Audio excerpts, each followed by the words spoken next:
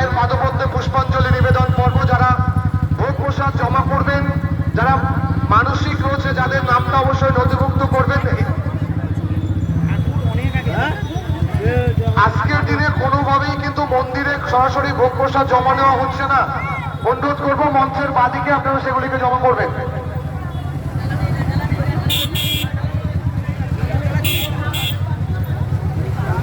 আরতি দত্ত মঞ্চের সামনে পরিবারের লোকের সঙ্গে দেখা করবেন।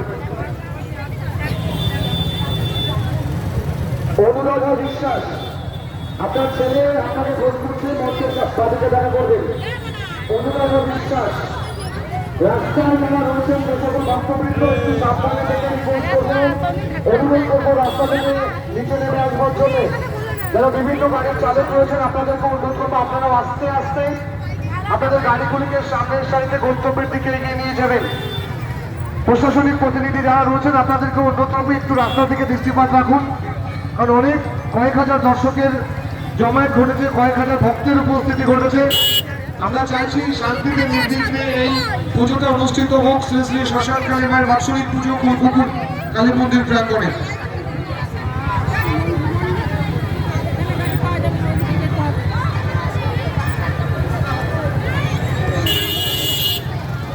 সবিতা সাহা, আপনি যদি দেখে থাকেন মঞ্চের ডান দিকে দেখা করবেন। সবেত সাহা, সবিতা সাহা।